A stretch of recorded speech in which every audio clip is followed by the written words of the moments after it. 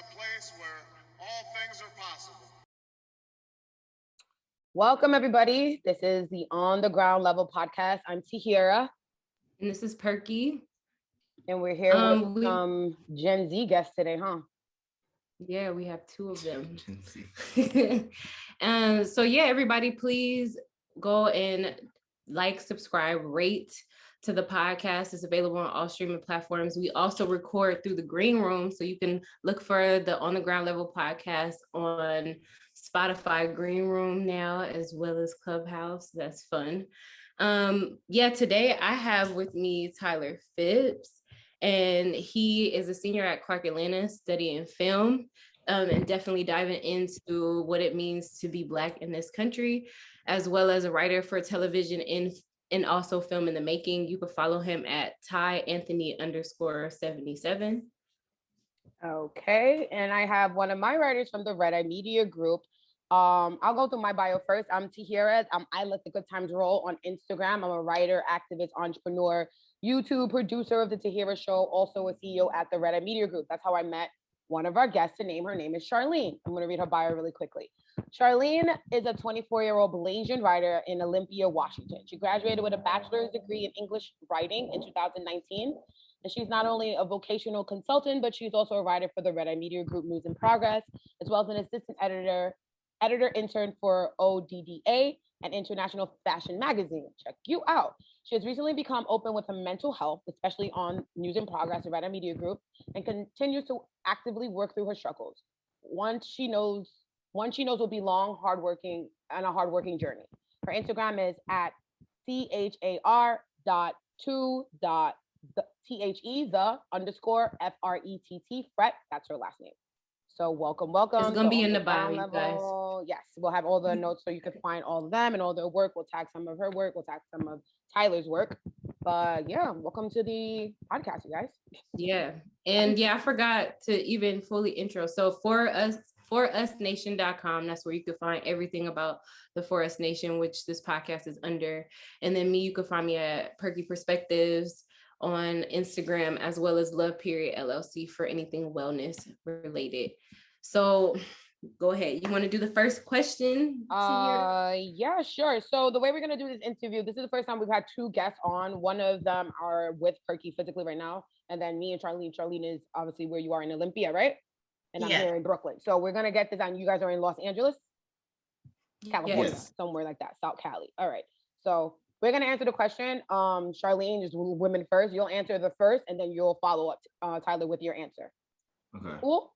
All right. So, have you learned about the importance of mental health any part of your education? So, when I say education, I mean obviously up until this point, if you went to college or anything in high school or younger. Charlene. So definitely in college, I think that I became more aware of my anxiety and my mental health in college.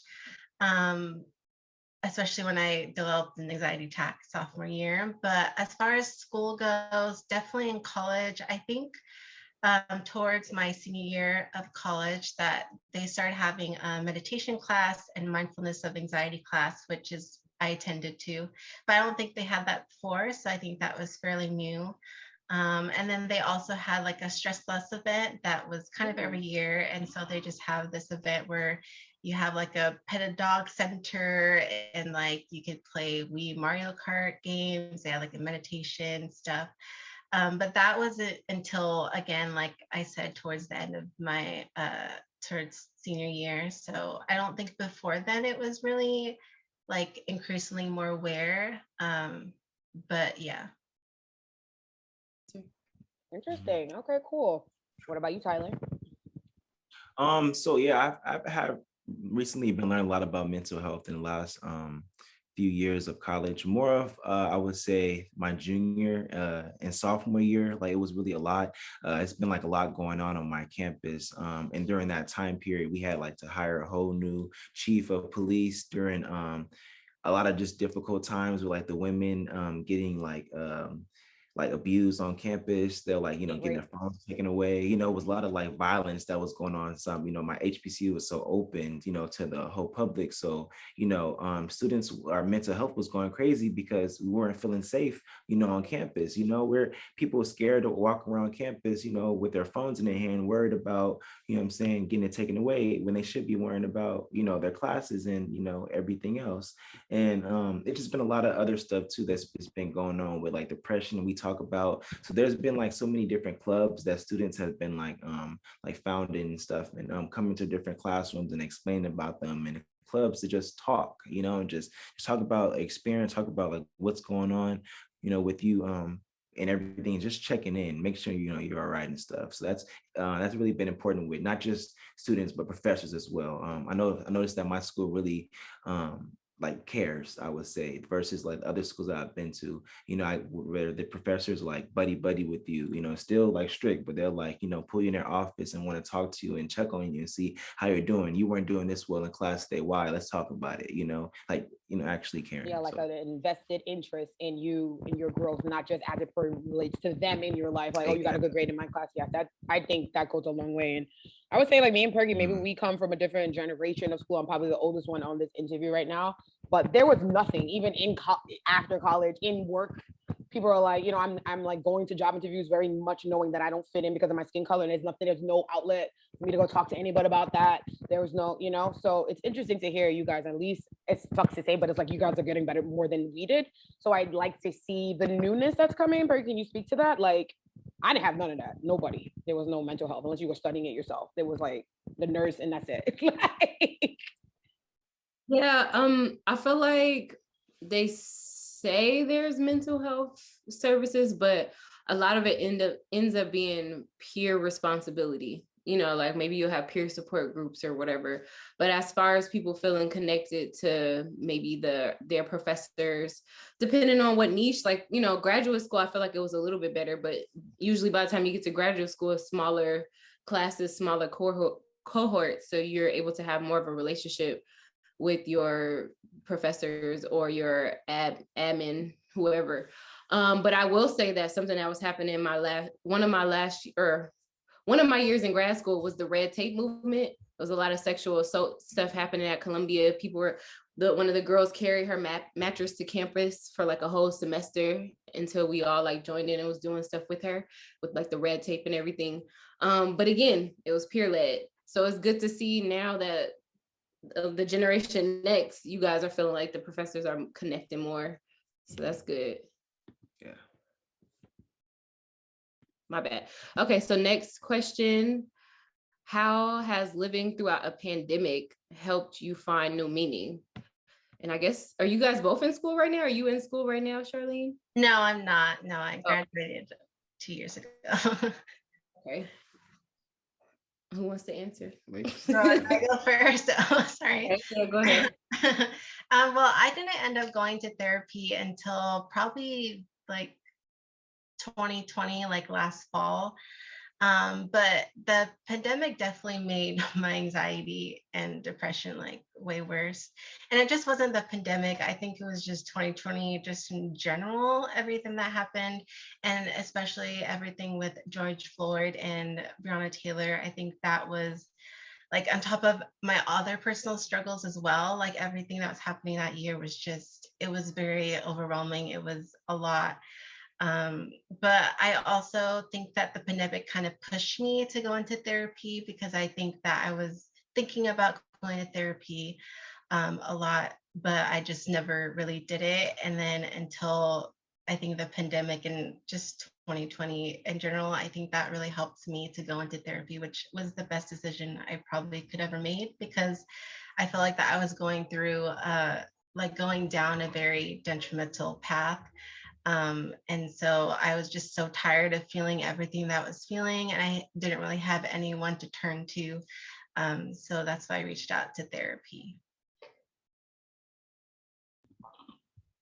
Okay.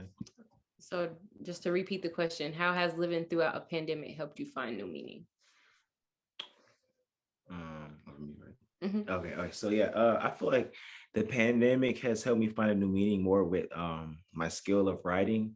I had like so much free time on my hands, like with having classes being online, so I don't have to actually like get up and get dressed and go to actual class. So when it's done and over with, I feel like I just had so much more free time. And then as I would just go out and do regular activity things, ideas would just flow and just hit me, and I would just like store it in my head. And I'm like, okay, I'll go back and I write this down, and I'm like, okay, and I got another idea, and I'm like, okay, now it's time to make a catalog, so I could like have all these different like show ideas or movies together, and I can start placing and start writing my pilots for each of them. And that's what I was able to do. I like was able to make like a few more shows that I didn't think I was even going to create. So now I have a nice little catalog that I'm trying to work on now. So definitely did that during the pandemic for sure. Okay. And side question, you just made me think of another question. So tying it back into mental health, do you feel like that has been a good outlet for you mentally throughout the pandemic? Most definitely, because I kind of did get like a little depressed because I was out in Georgia by myself, in my own apartment. My roommate wasn't there. A lot of my other friends were gone. It was just the same old getting up, can't go here, can't go there, just grocery stores. And, so it was just like, depressing. Like, it was a lot. So I think this was definitely a good mechanism for me to like just be happy and like get in my mindset and just just go do. Okay, that's a good that you fell into it and didn't push it aside. Some people, when they get depressed or anxious or whatever, the things that they really like, they stop doing it, which is I did that. counterintuitive, right? It's like, because it was when you finally do it, you're like, oh my God, this made me so happy. Why did I stop doing this? Yeah. But sometimes we avoid being happy. Sometimes we do not allow ourselves to be happy. That's kind of the double-edged sword to depression, right? Mm-hmm. Well, you're muted still. You unmute yourself. I am muted, so my bad, guys. I was saying I agree with you guys saying with the depression. They say like I suffer from bipolar disorder. That's what I've been diagnosed with. I want to say you suffer from something because that makes it seem like it's over you and you're not in control of it. I was diagnosed with bipolar disorder. So they say you're either working on rehab, or you're working on like you're going back. I just lost it in my head. It's like you're either working on recovery or like you're about to fall again, so you're always in a space of balance. And for a person like me who's always in a space, that's literally how I live my life for real. It's good to stay grounded, to stay at a neutral level where it's like I'm fine, I don't feel anything. It taught me that, helped me find new meaning in that kind of way. And it helped me and our brand find like on the ground level. We realized that like the pandemic gave us a space of voice to now bring conversation. We were watching the news every day and like, how come they're not talking about this? How come they're not talking about that? And we're like, we could talk about it. Like we'll do our own news show, and now we are here and we're building tons of content. And, with the help of you guys coming on our show, here we are 1 year later outside of the pandemic. So keep on creating is what I'll say. Wherever you can. All right, cool. So Charlene, back to you. What inspires you the most to pursue your dreams? I definitely think it's, for me, creating an impact or having some sort of effect, whether it's through like storytelling or being relatable or being understood. I think for me, I just want to kind of be a part of the conversation. I think that we all need to be honest and talk about the real things rather than just sugarcoat it and shove it under the rug. So for me, it's what inspires me is just being a part of that conversation and trying to helping like get rid of that stigma and that kind of tabooness and that conventional and just bring everything out there. So if I could use my writing or my voice or whatever story that I'm telling or advice that I want to give, that helps me kind of pursue my dreams to become a writer for a magazine. And you already are a writer, girl, and your voice is out there because you're on the podcast. So I'm just saying, you have to check out Charlene's Words. Another blog on the Red Eye Media Group. It's my site, so it's lit. Tyler, you go. Right. Tyler, what inspires you? I'll say what inspires me is outcome, reaction, to what I put out. I feel like I work hard and I think hard about like a lot of my stuff that I write and stuff. So I think that me touching other people, like you were saying, Charlene, just me impacting like other folks, with my work. I think that's what's really like inspiring to me, to seeing actually somebody likes what my idea and, you know, wants to see it developed, or when it is gets, you know, on TV and film and stuff, that, you know, people are so excited. They want to know what's next coming from me. And that, I think that's what will continue to motivate me to write, you know, and so this is my call and what I have. So definitely that. Okay. Are we answering our own questions? If you want to. Oh, I would just say I like what he said about outcome. Personally, I feel like just checking off stuff off of my list when I have my schedule, like one, making a schedule, which is sometimes the hardest part about sticking on schedule, right? Actually creating one. Right. And then being able to check it off and like knowing like I was able to focus and be productive, even if like it's a long-term type vision, just being able to do those little things consistently. Yeah, I was gonna say the same thing, and I was gonna speak to the fact that we are talking generational a little bit on the show. Two of you both said impact, and I feel like when I was younger your age, that's what I would say. Now I'm probably like, just being productive is what keeps me going every day. Because when I get to your 30s, it's gonna be like, do I really want to do this? That's the impact. Like, can I get off this bed right now? Right, like I'm impacting you by breathing today. Okay, speak on it. Like, no, that's just life though. But it's like I hear you guys. You guys just remind me. It's like, yeah, stay focused on your vision. Stay focused on your impact. Never really forget your why, right? Like why you're doing what you're doing, and that's good. Exactly. Sometimes that's definitely I don't know how you are. How old you are. Right, but you guys are both, I think, right around that early, like late teens, early 20s. Yeah, both in your 20s now. Okay. I didn't know how old she was. Yeah, I was like, I couldn't remember how old she was. Sorry, but yeah, so early 20s, like, shoot, you young. Younger than me. I keep mad, like you young, you under 25. Who cares? It's the truth, though. But Gen Z, some of Gen Z is still late teens. Yeah, so to address the whole generation, that the why, like that is cool. Like we have, because as we get older, it's like we're building on top of those things, but it's so much that you learn. You got to sometimes remind yourself like of the old stuff. Like, so it's good to talk to your elders, and it's good to talk to I'm not an elder to them. Please stop it. Yeah, I'm not your elder. I'm not calling us elders. I'm saying it's good for us to have that balance, because it's a reminder of like where you're placed and like, oh yeah, just to keep building, right? Girl, I said I was an elder because someone told me an elder the other day. I'm like, sweetheart, I'm not. But anyways, so next question: can you share any personal hardships you faced within the last 3 years? Or the last year, you know. Last 3 years is a lot. It's in the last year. So whatever the worst one, you can share that one. Well, I mean, there's just been a lot. I mean, from anxiety to depression to therapy, through heartbreaks, exes, writer's block. All your triggers are like the same things though, like that causes the what I call like a downward whatever spiral towards the down end. Do you think they're triggered by the same types of things in your life, or they're just actual different situations? I think that they're similar, but also kind of different at the same time. I think a lot of it goes back to, childhood, which is why I'm going therapy. But I think that, right? Got it. I think one of the things that I can share is the difficulty of finding a Black therapist around my area, or just like a female therapist of color. Because the reason that I went to therapy, she was great. The first therapist that I had was great, but she was white, and there's just some things that I couldn't share to her because I felt like, I had this filter. I wasn't really comfortable with her. Like she doesn't understand. Right. She doesn't understand. It'll be hard. I'm like, you're not going to get it. So when I ended up leaving because because she was white, and then also because it was burning a hole in my pocket, and I was trying to go through my insurance. But my insurance wasn't helping me. Like I tried to go on so many websites, try to find a Black therapist in my area, couldn't find anything.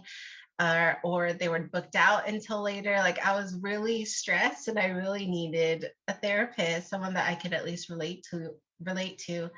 But it was a hard struggle. And I just think about, other people that are trying, other Black people that are trying to find a therapist or a Black therapist or some type of female therapist of color. I just think that how difficult that must be. And for me, like the solution I had was because I go through BetterHelp, which is an online therapy service, but I pay like out of pocket for that. And it's a little bit much, not too much, a little bit much. But I was able to get help from them. Like they're able to help me find a Black therapist. And I didn't really have to do all of it myself. They were the ones that are just like, okay, I'm going to contact you directly. I'll do anything to help you. But the fact that I have to pay out of pocket for that is kind of ridiculous. Like if sure, our insurance will be free and you probably will have to pay like a copay or something like that. But the lack of help and the lack of resources to just try to find a Black therapist in my area or just like in general it should be a lot more accessible, essentially. Exactly. People, it right? should Yeah, be. I agree. Yeah, and to build off of that before you answer, Tyler, that is very much so an issue. There are some resources for that. It's like Black therapist directories throughout, but I'm guessing they're all based on region. So we definitely need to do more work on building that. But also within our community, what I noticed at least, and maybe it's because I have actually been a therapist, but a lot of people within our communities, we use each other. For better or for worse, and so there's a lot of emotional dumping and seeking advice and stuff from within your circles, and sometimes that might also well, I don't know, maybe I'll just put this out there for the audience. Just think about like the people you talk to and think about the troubles you have, and then think about where you've gone after that, and if it mimics some of the experiences that the people around you are going through. And maybe if it does, then you might want to seek resources that are outside of your circle. You mentioned BetterHelp. And there's a lot. Like I know companies like Unity Hope. Like there's a lot of You can also check mental health resources. NAMI is like I know that's like Black mental health. Yeah, NAMI.org. Beyonce, a lot of them, all the Black celebrities I know, that's where they send a lot of money during the George Floyd. So that's where the awareness for that went. I think all her songs and the proceeds that she just got the Grammy for with the song with Meg went to NAMI. So like, so I know Beyonce putting that much money behind it, they got to be something good. So check out that. Again, it definitely is by region. So we have to and here for us, we are trying our best to have a directory. Right now, we just have a business one, but we do try to get therapists and professionals up there. We're trying to, any opportunity, and it's like free. Just put yourself up there so you can put your services closer to someone else, So if you're listening in, you're in Washington or some therapist out in Washington or California or New York, please reach out to us. We will do the work of putting their information on the internet so other people can find it. Now you go, Tyler. Sorry. Okay, sure. Oh yeah. So I would say the one the strongest one I've had was losing my dad, back in September. So I say that's been like a really big thing on me. I've been trying to get out of all that what I've been going through this past year, and just try to flip that into like the positivity and just do all that I can, so I know to make him proud, finishing school and just going along with my career. That's why I just been like really motivated to, want to keep on writing and stuff and just, let's do it. Like, what am I waiting on? This is what I paid for school. So, I'm gonna use it. I'm gonna do it. So, yeah. Yeah, that's a pretty for sure. Sorry to hear that. Rest in peace to him. Thank you. No worries. Yeah, sorry for your loss. Yeah, I mean, we all kind of dealt with that. I dealt with grief myself recently. One of my little cousins passed away. So, it just comes into your life sometimes. It stops you. We are talking about mental health here. So grief is a big part of mental health, of depression, things like that. So again, there's places that you can go to get help. Thank God for tools like creativity that can help us find a meaning, find a purpose, where to put all that negative energy and, all those thoughts that we do have sometimes that we can't help, So shout out to you guys. All right, so bring this to our final question here. With all the current discussions around mental health and athletes, like in tennis, the girl had to leave the tennis match just the other day. The girl in the Olympics now, what her name is, Sha'Carri Richardson. We have that. We have people like Britney Spears, who come to my generation, you could say, who still, went crazy going on the media, whatever, and she's still fighting for her freedoms right now. That's all in right now what we're dealing with. Does it make you like wonder about your own environment and how you handle like toxic situations? And is it important for your generation to be like that change going forward? I mean, you guys really sound like the change, but yeah. I mean, definitely. I think that I'm working on that right now, trying to basically establish boundaries for myself. And definitely just trying to gear towards putting my mental health first. And I think that's definitely important because I'm definitely thanks, definitely a selfless person. But I mean, being selfless is good, but that's to an extent. So I'm definitely just trying to establish boundaries for that. And I recently just already did that with someone where he wanted to be friends with me after being romantically involved. And I mean, I'm not trying to be condescending, but I feel like he knows that I am an amazing friend. He knows I'll always be there for him and that I have some type of value. But at the same time, it's like, well, what do you particularly do for me? You know, like what, you know, so a lot of that is just like, like I'm just gonna put my mental health first, and he was detrimental to my mental health. And if anything, if I'm in a toxic situation and something affects my mental health, then I'm just gonna be like, look, bye. Like I can't. This is not for me. I'm not comfortable with this. I have to put a boundary here and basically get on my life.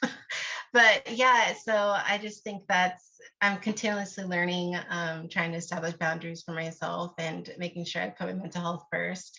And as far as like generation goes, I think it's definitely important for my generation to be part of the change. I'm so tired of the stigmas against mental health and just everything that society placed on us and all the expectations with not only women, but with men. And I just think that conversations need to get out there. I think that we need to be discussing everything more, and just exposing the reality of, you know, certain situations. And I definitely like how it's like gearing towards that, because I do see the change in everyone exposing, and creating conversations like that. And I do think about even TV shows. Like I look at TV shows and social media. I look at Euphoria. I love that show so much. I look at I May Destroy You, and all these really unconventional shows that a lot of older generations I feel like are just kind of like, this is too much. But I love those shows because it's real, and it needs to get out there. And Like complex characters that we can all find ourselves in. And I'm a screenwriter too, so that is where the, you know, the good stuff is. And you can find a character you can see yourself in their bad days and their good days and their, oh my God, I can't believe they did that, but I'd be like that, you know? That's where things are going now for sure. You guys are creative, so yeah, take that note. Yeah, and definitely being relatable in that type of way, because I feel like you can't really relate to a character that just has a perfect life and doesn't have any mental health issues. Like we all have mental health issues. We all have stuff that's going through. So be able to see that on TV and have that effect to this generation and even younger generations, I think is perfect. So it definitely needs this generation. It's important. We're important. Awesome. So we have an 8-minute time check, but Tyler, you definitely have time to answer you want me to read that again? The question? Or you got it? Yeah, I see it. Okay, cool. Yeah. So there's a wonder about your own mental environment. I understand like all that what's going on, but as far as myself, my own environment and handling toxic situations, I just feel like I've had like a lot of experience in like a lot of toxicity, not so much to me or like, you know, me being in it, but me being around it. You know, going to HBCU is just it's a lot, you know. It's a lot to cover. So like I've seen, you know, it all. Like I've seen a lot, you know, good, bad, the real ugly, you know. But I learned from those situations, you know, and I try now I know not to put myself in those, or if I feel it coming, to just like, you know, disband myself from all that, you know, because I'm all like, you know, positivity and just like just going ahead. And if I feel that's not really going, you know, in whatever relationship that I have with anybody, then I just try to like to derive from it, like, because boundaries. Y'all both said that boundaries is very important. yeah, Mhm. yeah, you know what I'm saying? Because like I said, that all goes back to mental health. When you allow certain people in your life and, you actually dealing with them from time to time, you start to become similar to the things that they do and how they think and what they feel and all that stuff. And then you can notice yourself, feeling like really like, I'm tripping, like, what's going on? Why am I doing this? And it's like with the more toxic people, the more it can be, and it can affect you. So, it's really important to surround yourself, with certain people. Definitely. So I try to like, structure how I really do that, especially going into this industry, about a whole bunch of like, funny people. But I'm just here to do what I'm here to do, and just meet the best people that can help me along with that journey. And for the last part, it says the importance to your generation to be the change. I definitely do agree that it's important for my generation to be the change in all aspects of just anything in mental health, politics, electing certain officials to just how things are being like, what I'm saying, how things are being ran like for the whole like world, not even just the country. We need leaders who are not thinking the same way as what they have been, years and years ago. We need like new innovative thinkers and people who actually want the best for, every person in this world. And that's who we need to, elect to run it. You know what I'm saying? And like I said, to change so many things, we're always constantly changing. And I just want, what I'm saying, it to be the right people. It's 2021, it's about to be 2022. It really shouldn't still be, first this, first that, first black this, first black that. But hey, if it is, we still taking it, but that's just our job to change it and to change. We talk about so much stuff that we plan to do, in the future, and they wasn't really talking about that stuff now and then. And now we have all those, we have all the equipment and all the ideas and the connections to do it. So now it's just our time to do it. We need to find the people who's really passionate, just like y'all. Y'all got all the tools. We don't spend our whole life on the internet. Now y'all got the internet. Exactly. So yeah, we're gonna, and so just to wrap this up, because you guys said something I just want to highlight.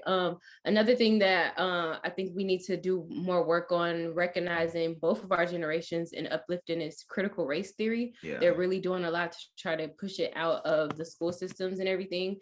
And I think that goes back to the politicians and just. I never learned that either. I'm like talking about it. I'm like, I never learned about that. Right. And how they've already blocked a lot of us from even knowing it. But I think it's important because Tyler just said like they weren't talking about these things back then, but they may have been. Right. How would you know? We're not being taught the right things, right? So we need to be reconnected. So on that note, I would just say, please reach out to Forest Nation. We're actually looking for a lot of teachers to come onto our platform because we are officially a nonprofit. So we would like to have some people put courses together so that we can get some of these things out there, whether it be recognizing our mental health struggles, and it doesn't have to be super formal, it could be formal if you want to talk about things like critical race theory, but it can be informal, such as self-care routines or being positive or what have you. So I definitely would say that. And then also if you have just to add on to that, like our Charlene said, make it, if it's unconventional, that's helpful too. We're not looking for things that have been done before. It doesn't have to be a textbook. It could be whatever. It could be an iPad. Like, you know what I mean? We have to get innovative. My generation, all the generations. But that's what I wanted to just add in. If you have ideas and you want to come on the Forest team as a teacher or educator, tell us any crazy idea. We guarantee we'll find a way to make it work. Sorry, Pete, go ahead. Right. We can explore more on the Ground Level podcast. On the Ground Level. Yes. So thank you guys for being our guests. Yes, I think it's one of the best interviews we've had. Very informative. Right. And if you guys want to follow our guests, please look into our show notes. Also go follow our Patreon page, which is patreon.com/forestnation. You can find our everything about us at forestnation.com. And then our Instagram is also Forest Nation. Everything is Forest Nation. Go look for us. Google us as well. All right, you guys. Thank you guys so much for tuning in. Again, this is On the Ground Level podcast, and we are out. Oh, and I'm Tahyira. Perky and Tahyira. All right. Later.